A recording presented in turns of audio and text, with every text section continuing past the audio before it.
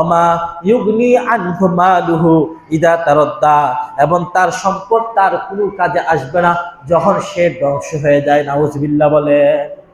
আল্লাহ বলেন, বান্দা তুমি এখন কিপটামি করে করে তোমার সম্পদগুলো রেখে যাচ্ছ, কাজের জন্য রেখে যাচ্ছ।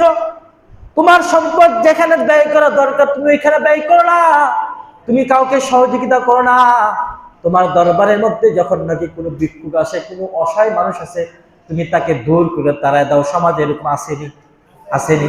আল্লাহ কাল কিয়ামতের ময়দানে আল্লাহ তাআলা ওই ধনী ব্যক্তিকে প্রশ্ন করবে, ও ধনী, আমি তো তোর থেকে চাইছিলাম, ক্ষুধার্ত অবস্থা আমি খানা চাইছিলাম, তুই আমাকে খানা দেস নাই কেন? তখন ওই ব্যক্তি বলবে, হাই আল্লাহ, আপনি কি বলেন? আপনি তো মহান, আপনি তো খানা খান না। আল্লাহ খানা খায়? আল্লাহ খানা খায়? আল্লাহ বলেন, আল্লাহকে ওই ব্যক্তি বলেন, হাই আল্লাহ, আপনি কি বলেন? কখন চাইলেন? আপনি তো আমার কাছে খানা চাননি, আপনি তো খানা খান না। আল্লাহ তাআলা বলবেন, ওই যে অমুক জায়গা থেকে একজন ব্যক্তি আইসা তোমার কাছে খানা চাইছিল, তোমার কাছে টাকা চাইছিল, তুমি কি তাকে দাও নাই খানার জন্য? যদি তুমি কাকে দিতা, কারণ ওই তাকে গরিব করছে কে? তাকে গরিব করছে কে? ওই ব্যক্তি তোমার কাছে আসছে, তুমি যদি তাকে দিতা তাহলে আমি আল্লাহকে দেওয়া হয়ে যেত। সুবহানাল্লাহ বলেন। এরপরে আল্লাহ তাআলা ওই অমুক ব্যক্তিকে আরেক ব্যক্তিকে প্রশ্ন করবে, আমি তো তোমার কাছে পানি চাইছিলাম, তুমি আমাকে পানি পান করাও নাই।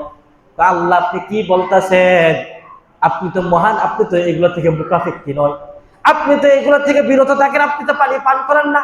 তখন আল্লাহ তাআলা বলেন, তোমার দরবারের মধ্যে একজন পিপাসার্ত ব্যক্তি তোমার কাছে পানি চাইছিল, তুমি তো তাকে পানি দাও নাই, কারণ তাকে পিপাসা করছেন কে?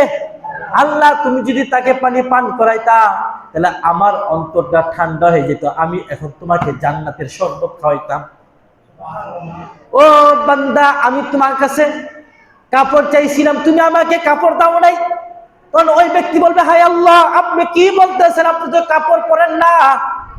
তখন আল্লাহ তাআলা বলবে, ওই এমন একজন অভাবগ্রস্ত ব্যক্তি, তার পরনে কাপড় ছিল না, একবার নোংরা ছিল, ওই ব্যক্তি কাপড় চাইছিল, তুমি তাকে কাপড় দাও নাই।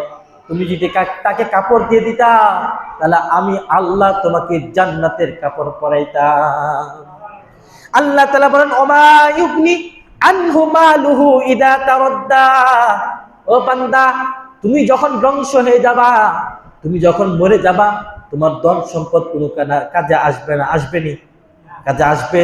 যদি কাজে আসতো তাহলে আজ বড় বড় ধনাত্মশীল ব্যক্তিরা তাদের কবরে তারা টাকা পয়সা নিয়ে যেত না? যদি কাজে আসতো তাহলে কাজে আসেন।